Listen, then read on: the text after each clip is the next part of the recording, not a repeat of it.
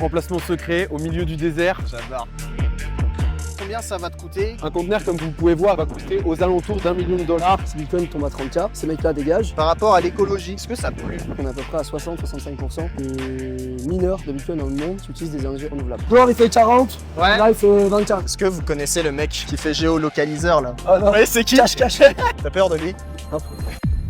Bonjour à tous les amis, j'espère que vous allez tous très bien. On se retrouve aujourd'hui en vidéo sous un format différent. Et aujourd'hui dans ce nouveau format, on va aller à la rencontre de personnes qui font beaucoup d'argent ici à Dubaï. Et pour le premier corps de métier qu'on a choisi les amis, c'est un métier dans le monde de la crypto-monnaie. Un métier qui fait énormément d'argent. Je vous en dis pas plus pour le moment, suivez-moi jusqu'au bout. Ils sont là, ils mirent. Comment va? Comment ça va?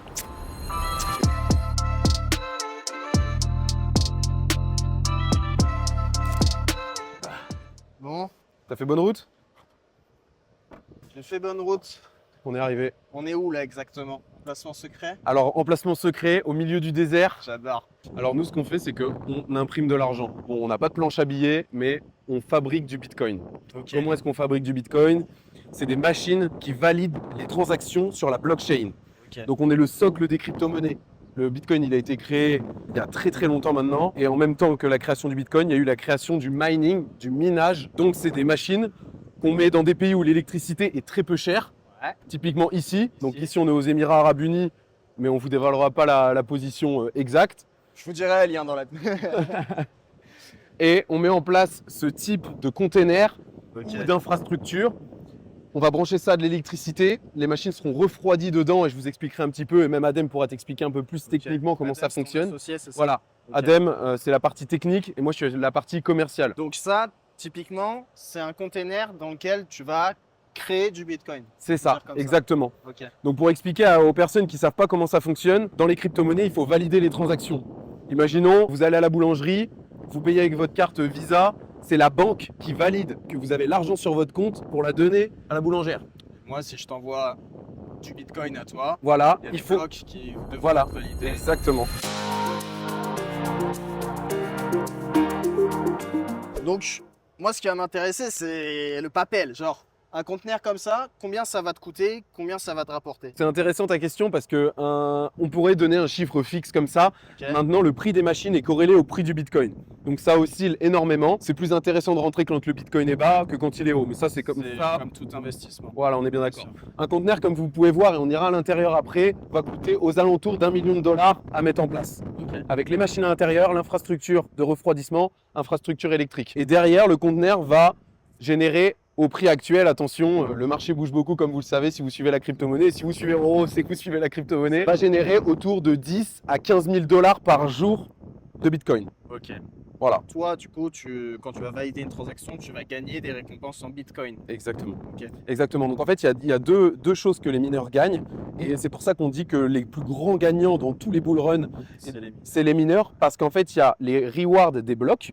Donc avant le halving qui était À 6,25. absolument, et qui sont passés à 3,15. Maintenant, il y a les frais de blockchain qui sont ajoutés à ça. Donc on a le bloc, et imaginons, je prends tout le temps l'exemple d'un multimillionnaire qui veut déplacer 100 000 euros ou 100 000 dollars de Bitcoin sur la blockchain, il va payer énormément de frais Ouais, bien sûr. pour pouvoir déplacer son argent, par exemple 100 000. Et ben ces 100 000 vont être divisés sur le nombre de machines qui ont participé à la validation des transactions. Alors ça, c'est des ASIC. Ouais. Les GPU, en fait, c'était à l'époque, quand on a commencé le mining, on pouvait miner avec des cartes graphiques, donc des GPU. Maintenant, le mining, c'est bien professionnalisé parce qu'en fait, il y a quelque chose qui s'appelle la difficulté du réseau. C'est le H.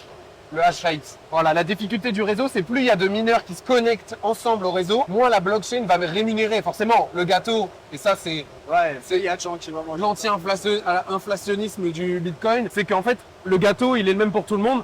Par contre, tout le monde veut y manger. Plus il y a de machines, plus la difficulté augmente. Et donc, les mineurs de Bitcoin ont dû se professionnaliser et donc sortir des machines toujours plus performantes, de l'électricité toujours moins chère, des conteneurs encore mieux refroidis. Et donc maintenant, on peut plus miner dans son grenier comme c'était le cas il y a quelques années.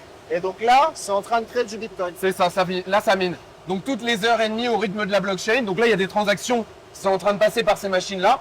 Et là, en fait, elles sont en train de se battre entre elles. Valider les transactions. C'est ça, c'est moi qui la valide, c'est moi qui la valide, et elles font des calculs toute la journée. Question, une machine, ça te coûte combien à peu près? Juste une seule.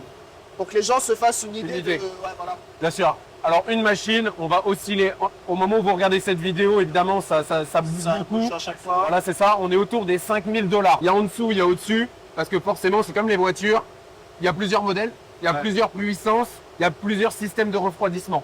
Les celles que vous allez voir là vont tourner entre 4000 $ et 5000 pour donner une fourchette. Et genre, est-ce que c'est intéressant pour un particulier, par exemple, d'acheter une machine? Absolument, parce que c'est pas le nombre de machines.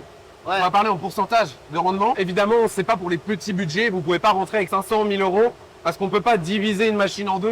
Ouais, Forcément. donc c'est le prix d'une Voilà, machine ce sera minimum, minimum 5 le 000 prix d'une €. machine. Même nous, chez Emir Mining, c'est 2 machines minimum. Ok. Parce qu'on a un ticket d'entrée qui est à partir de 10 000. Donc tu proposes quand même des services aux particuliers. Genre, Absolument. si moi je vais investir dans du mining, je peux t'acheter 2 machines. Absolument. Et ça peut me rapporter combien à peu près cette histoire? C'est assez compliqué, on parle en termes de pourcentage. Si le Bitcoin augmente de 40% par an pendant les 4 prochaines années, vous allez faire aux alentours de 60 à 80% de renta par an. C'est Voilà, quand même intéressant. c'est quand même intéressant. Vous allez récupérer votre investissement autour des 15 à 18 mois selon le prix d'achat de vos machines et le coût énergétique. Il faut savoir que nous, on mine, donc on extrait du Bitcoin à 5 centimes du kilowattheure, ce qui est dans le plus bas du marché francophone et quasiment même mondial.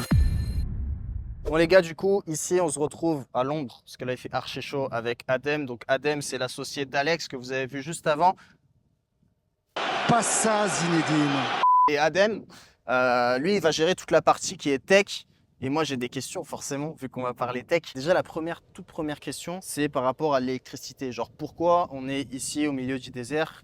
Quels sont les avantages pour toi de mettre ta ferme ici, finalement? C'est simple, hein, le business se base sur la rentabilité par rapport au coût électrique qu'on réussit à avoir. Ok, donc moins tu as de coûts, plus tu prends de marge. C'est Exact. intéressant pour toi. Donc nous, on va aller partout où on peut trouver l'électricité pas chère. Genre quel pays?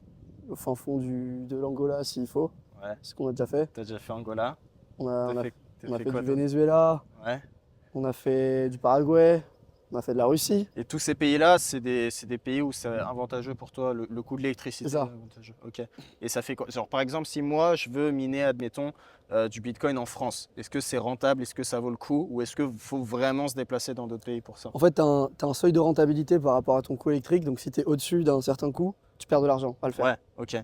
Donc, En France, on est 2-3 fois au-dessus de ce coût où tu perds de l'argent. et du coup, c'est forcément corrélé au prix du Bitcoin. C'est-à-dire que si, admettons, le Bitcoin se casse la gueule aux 30 000, ce qui n'arrivera pas étant donné que vous avez vu mes analyses. Non, si, admettons, on ne sait jamais que s'il y a un crash sur le Bitcoin, on descend au-dessous de 30 000. Est-ce que pour toi, ça vaut encore le coup de miner là ou est-ce que tu vas carrément débrancher tes machines et attendre C'est une question intéressante et les gens qui ne sont pas dans le business se posent souvent la question. Et il y a quelque chose d'intéressant qu'il faut savoir, c'est que les mineurs, il y a plein de mineurs qui sont répartis à travers le monde et qui se battent un peu pour aller chercher ces bitcoins. Toutes les minutes, il y a un bloc qui est créé et tous les mineurs se battent pour avoir ce bitcoin. Donc comme je disais, plus tu as un prix d'électricité bas, plus tu vas être rentable. Ok. Mais pourquoi? Parce que si demain le bitcoin descend à 40 000 et que toi tu payes ton électricité par exemple 200 balles par mois pour une machine, et qu'en fait ta machine elle te produit 190 par exemple, tu es en perte. Là tu vas devoir débrancher. Donc évidemment si Bitcoin fait x2, bah en fait tu ne feras pas 190 mais 380. Donc là tu peux garder ta machine allumée. Si Bitcoin demain tombe à 30 000, peut-être qu'avec notre seuil de rentabilité actuel, Qui est assez bas. qui est assez bas, on va se rapprocher soit du seuil où il faut débrancher, Ouais. soit on sera même en négatif. Ok. Mais qu'est-ce qui se passe si moi qui ai un coût d'électricité bas, je dois débrancher? C'est qu'avant moi, il y a des mecs qui minent à 9 centimes, 8 centimes, 7 centimes, 6 centimes. Tu mines à combien de temps? On est aux alentours des 5 centimes. Ok. Donc tu as tous ces mecs-là qui vont devoir débrancher avant nous. Parce que eux, leur seuil de rentabilité, il est plus bas. Ça veut dire que toi, entre guillemets, ta part du gâteau à ce moment-là devient plus grande. Exact. Si je comprends bien. Et du coup, en fait, ça contrebalance. Parce que si Bitcoin tombe à 30K, ces mecs-là dégagent. Ouais. Du coup, il y a plus de Bitcoin à se partager entre les mecs qui restent. Et du coup, en fait, mon seuil de rentabilité s'adapte. Du coup, le vrai business du mining se base vraiment sur avoir le coût d'électricité le moins cher pour être, entre guillemets, le premier dans la liste. Le par dernier rapport à débrancher. Ouais, voilà, le débrancher. dernier à débrancher. Et si tu es le dernier, en fait, tu débranches jamais. Parce que tu as toute la part du gâteau. Parce que les gens se barrent petit à petit et toi, tu partages de plus en Ok. un gâteau qui est de plus en plus gros. Question point écologie, les amis, vous savez que ouais, l'écologie. Bref, non, il y a beaucoup de gens qui se posent la question. tempête de sable. Par rapport à l'écologie, est-ce que ça pollue? Ou est-ce que toi, tu mines du Bitcoin en étant vert? Genre, comment ça se passe au niveau de l'écologie? Ouais, Les impacts? on essaye le plus possible d'avoir de l'énergie green. Ouais. Il faut savoir que l'énergie la moins chère aujourd'hui, c'est souvent du green, donc des barrages hydrauliques, ce genre de choses. Il faut savoir que oui, il y a des mineurs, ce qu'on voit beaucoup dans les médias, qui minent sur du charbon, du gaz, etc. Et là, ça pollue de fou. Mais il y a de plus en plus de mineurs qui minent sur des énergies vertes. Donc je mentionnais, il y a beaucoup d'hydro. Ouais. Il y a du gas flaring aussi, donc le gaz de torche, comme on dit en français. Donc ils récupèrent du gaz qui est censé être brûlé pour l'utiliser pour la création de Bitcoin. Et donc ça, c'est des industries qui n'existaient pas avant, qui ont été créées grâce au Bitcoin. Et aujourd'hui, pour donner une stat, on est à peu près à 60-65% des mineurs de Bitcoin dans le monde qui utilisent des énergies renouvelables ouvertes. Donc, tu as quand même la majorité des mineurs qui minent au vert. Exact. Et ce qui n'est pas le cas de la plupart des industries aujourd'hui. Si on compare ça au système bancaire, par exemple. Donc, toi, tu penses que genre, les gens font beaucoup trop sur la pollution du minage de Bitcoin alors Exact. qu'il y a d'autres... Alors que les alternatives du Bitcoin, c'est le système fiat, le système bancaire, etc. Ouais, Et ça qui, pollue lui, beaucoup pollue plus. beaucoup plus. Donc c'est pas un argument que je... Ouais, c'est pourrait- pas un argument que tu mets Exact. sur la table. Et tu prends n'importe quelle industrie dans le monde, hein. Ouais. Trouve-moi une industrie qui utilise plus de renouvelables que le Bitcoin. Bon, à part les industries renouvelables, 100%, tu vois. Je sais pas, je connais rien en vert. Je suis pas calé du tout en vert. Donc voilà, c'est la réponse. Certes, il y a des gens qui minent sur des énergies pas très green, mais ça tend à aller dans cette direction-là. Ok, intéressant. Avec ce genre de machine, toi, tu vas miner quoi comme crypto? Genre, moi, ce qui m'intéresse, c'est le métier. Genre, qu'est-ce que tu fais déjà concrètement? Genre, qu'est-ce que tu mines? Qu'est-ce que tu fais? Comment tu gagnes ton argent et comment tu le dépenses finalement? Avec ces machines-là, Ouais, on est principalement sur du Bitcoin. ok. La majorité de nos clients, on les dirige vers du Bitcoin. Ouais. Parce que ça reste le plus simple, le plus fiable. Et on sait qu'il sera là dans 5-6 ans. Et tu peux miner d'autres cryptos aussi? Je peux miner notre crypto. On mine du Caspa avec certains clients aussi. Ouais. Donc c'est une autre crypto-monnaie, c'est un altcoin beaucoup plus risqué. Les rendements sont un peu meilleurs. Ouais. Après, de tourner à combien de rendement à peu près? On avait des ROI des fois à 6 mois, quoi. Ok. Je sais qu'il y en a plein là qui me suivent, qui me mettent tout le temps casse pas en commentaire. On sait jamais, hein. Et du coup, toi, tu vas gagner de l'argent en Bitcoin, c'est ça? Pour faire un raccourci? Nous, ce qu'on fait, c'est qu'on fait un profit sharing avec les clients. Ouais. Donc le but, c'est qu'ils gagnent de l'argent et que nous, on prenne une petite partie en service. Et donc, ouais, c'est ça. Donc, nous, on prend du Bitcoin principalement ou du hosting. Donc, on fait payer l'électricité pour ceux qui veulent. Et ton Bitcoin, t'en fais quoi? Pour l'instant, on stocke beaucoup. On est pré-bull run, donc forcément, dès que ça va partir, on va commencer à vendre.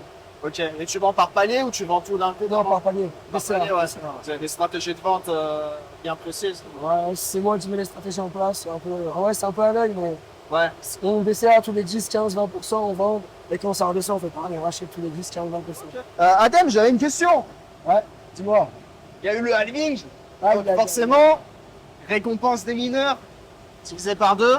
C'est quoi les impacts pour toi, concrètement? Parce que nous, on a un halving, moi, je suis content. Je me dis, ouais, le prix, il va monter et tout. Toi, tu le vois comment, genre? Un peu pareil dans le sens où avant le halving, on a Ouais. pu acheter des machines vraiment pas chères. Parce que maintenant aussi, là, on peut racheter des machines pas chères. Parce que les rewards ont été divisés par 2. Donc on gagne 2 fois moins de Bitcoin. Bon, il y a les frais de réseau qui couvrent un petit peu ça. Pour l'instant, on n'est pas trop mal.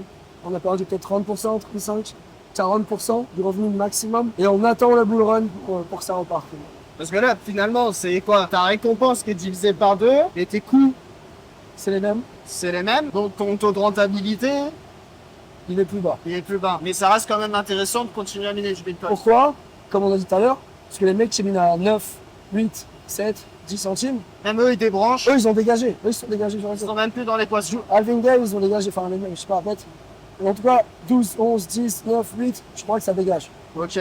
Donc eux, c'est dehors, tu vois, déjà.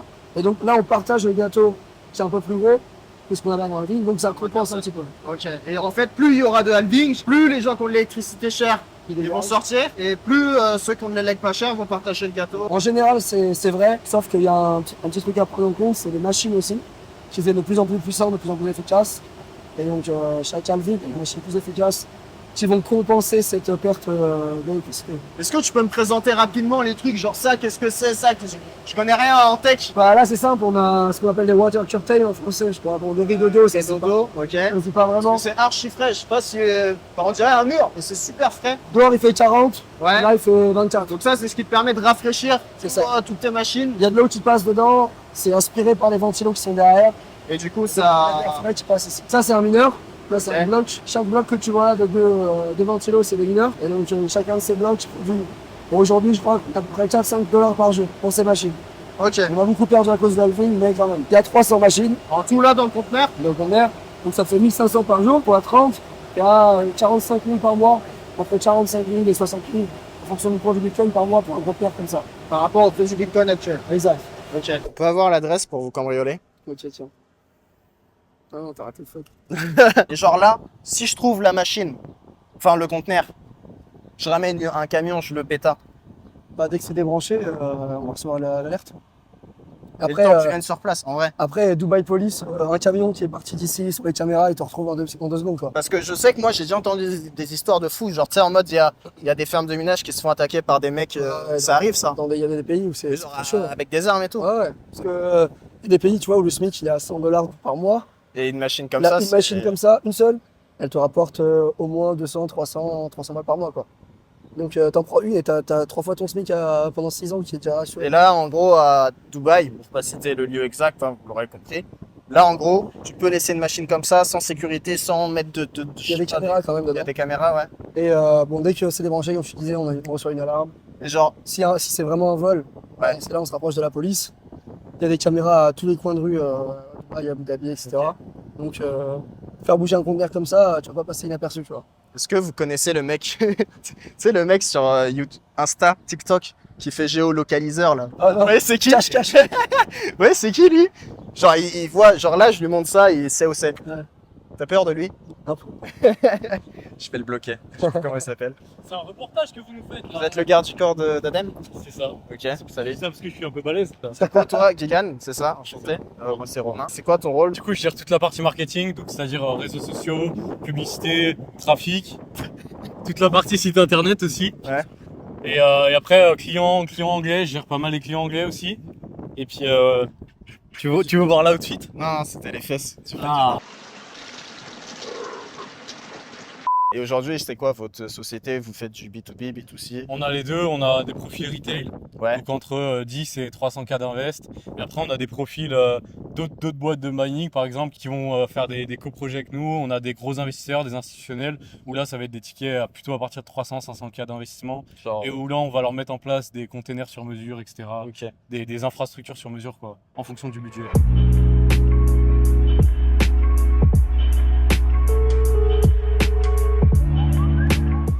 Petite fin de journée là, avec Alex.